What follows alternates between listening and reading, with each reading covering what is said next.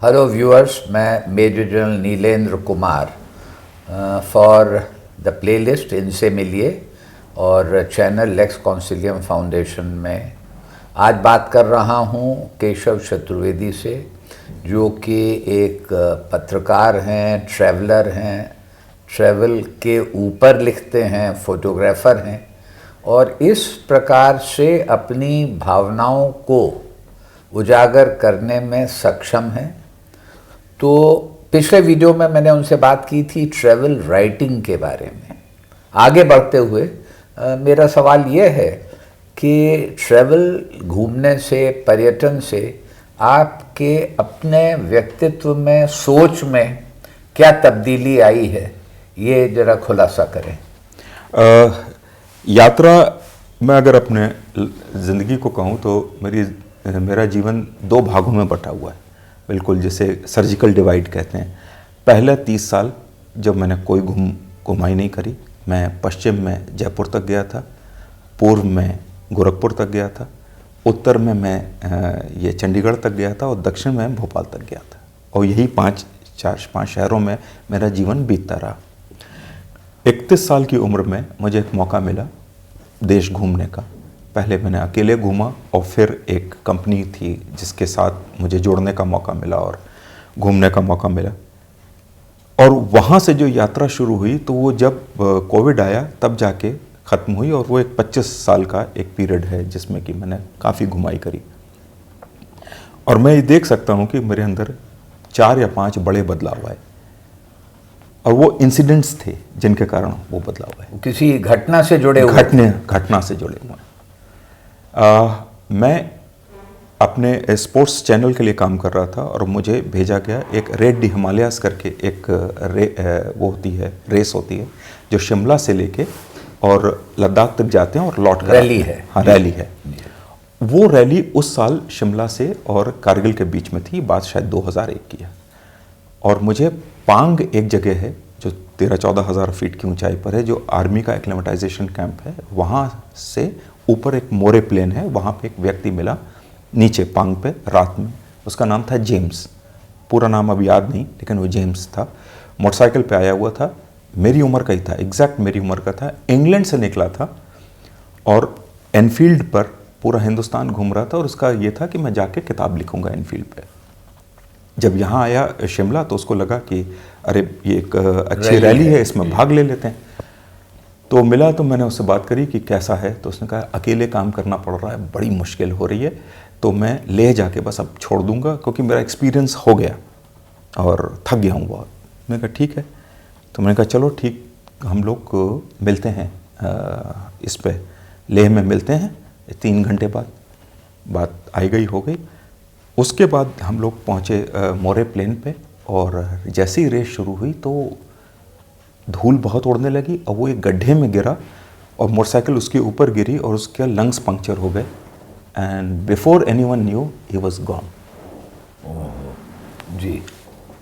और 3 दिन बाद जब हम लोग वापस शिमला पहुंचे तो उसके फादर उसकी बॉडी लेने आए थे। तो उनके फादर को देख के लोग वो बड़े शांत। उन्होंने कहा कि किसी भी पिता के लिए अपने बेटे का जाना बड़ा मुश्किल है, लेकिन मुझे इसी बात की खुशी है कि जेम्स वही करते हुए गया जो वो करना चाहता था। तो वो मेरे लिए एक बहुत बड़ी ओपनिंग थी कि मैं कितनी छोटी छोटी चीज़ों से डरता रहता हूँ, हर चीज़ टालता रहता हूँ कि कल कर लेंगे, परसों कर लेंगे, हो जाएगा। पर जीवन क्षणभंगुर है। 1 सेकंड पहले, और मैं वो आखिरी आदमी था जिसने उसका इंटरव्यू लिया था। जी। मेरे पास उसके वो आखिरी शब्द थे जो कि वीडियो बना के उनके फादर को दिए गए। और अभी वो देख रहा था उसको मैं जिंदा, और मैं मुड़ के वापस आया हूँ और वो जा चुका है। तो उसने एक सेंस ऑफ अर्जेंसी दी कि लाइफ का हर मोमेंट बहुत पूरी शिद्दत से जी लो, क्योंकि अगले मोमेंट का नहीं पता। तो उसने एक वो खुलापन दिया। दूसरा इंसिडेंट मुझे याद है कि मैं झारखंड में हम लोग चाईबासा से जा रहे थे उड़ीसा की तरफ। तो वहाँ एक हाट पे रुके, और हाट पे रुके तो एक ग्राम देवता की पूजा हो रही थी। और ग्राम देवता की पूजा में वो इतनी बड़ी बीड़ी बनाते हैं, हाथ भर लंबी बीड़ी होती है, और वो उसको जला के ग्राम देवता को चढ़ाते हैं और प्रसाद में सब लोग उस बीड़ी को फूंकते हैं। अच्छा, अब वो जो बड़ी अद्भुत बात है, बड़ी अद्भुत सी चीज़ है और मेरे लिए बिल्कुल ही नई थी। मेरे लिए तो भगवान पे प्रसाद का मतलब था मिठाई, बस उतनी सी समझ थी। आप मैंने सुन रखा था कि कहीं कहीं पर अल्कोहल भी दी जाती है, हाँ। लेकिन बीड़ी पी जाती है प्रसाद के रूप में, ये नहीं मालूम था। हाँ। तो वो जो ग्राम देवता का पूजा करने वाला था पुजारी, वो फिर सबको देने लगा। हम भी खड़े हुए थे और वो मेरे पास आके खड़ा हो गया, सबकी नजरें मेरी ओर। तो सबको अलग अलग बीड़ी दी जाती है? वही बीड़ी सब लोग, हाँ जी, सब अपना वो कर रहे हैं, एक एक कष्ट लगाते हैं, एक कष्ट लगा रहे हैं। तो वो आया मेरे पास, अब मैं ना सिगरेट पीता ना बीड़ी पीता, मैंने हाथ जोड़े तो उसने कहा कि प्रसाद नहीं लेगा? हाँ। तो मैंने कहा नहीं लेंगे। तो उसने कहा कि देवी नाराज हो जाएगा। हाँ। तो मैंने कहा अगर पीऊंगा तो मेरा देवता नाराज हो जाएगा। तो बोला ऐसा, और आगे बढ़ गया। एंड मेरे लिए वो इतनी बड़ी बात थी कि अगर ये बात मैं किसी ऑर्गेनाइज्ड रिलीजन के किसी प्रीस्ट से कहता तो या तो मेरी पिटाई होती, वो हाँ, उसको या मुझे धमकाया accept जाता, ना किया जाता, या वो मुझसे हमेशा लाइफ लॉन्ग ग्रज ले लेता। जी। क्योंकि वो गांव का मुखिया था और वो इतने ईज में आगे बढ़ गया, कोई ग्रज नहीं, कुछ नहीं। तो हमको लगा कि धर्म का मर्म तो यही समझता है। और लोग कहते हैं ना कि हमको सबको साथ लेके चलना चाहिए, जो एक्सेप्टेंस होती है, इसको टॉलरेंस नहीं है। He is not tolerating, he is accepting. आपने जवाब बिल्कुल सटीक दिया कि अगर मैंने ले लिया तो मेरा देवता नाराज हो जाएगा। ये भी चीज है, और उसका वो अप्रिशिएट करके आगे बढ़ जाना, ये बता रहा है कि वो मुझसे कहीं ज्यादा इवॉल्व था और उसमें एक्सेप्टेंस थी। उस दिन से वो एक्सेप्टेंस मेरे अंदर भी होना कि भाई ठीक है, मैं एक टेबल पे बैठा हूँ, मैं वेजिटेरियन हूँ, लेकिन अगर आप मीट खाते हैं तो आप खाइए। मैं आपको कभी लेक्चर नहीं दूंगा कि आप मीट ना खाइए। यह आपके अंदर से आएगा, और नहीं भी आएगा तो ये आपको अच्छा या बुरा इंसान नहीं बताता। तो ये दूसरा आपका ये हुआ जी हाँ, बहुत दूसरा हुआ, रोचक है। हाँ।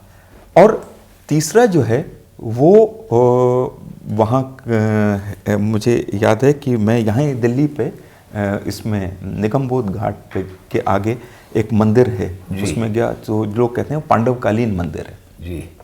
तो उसमें गया तो मैं वहाँ पुजारी आए तो उन्होंने पूछा कि ये मंदिर कितना पुराना है?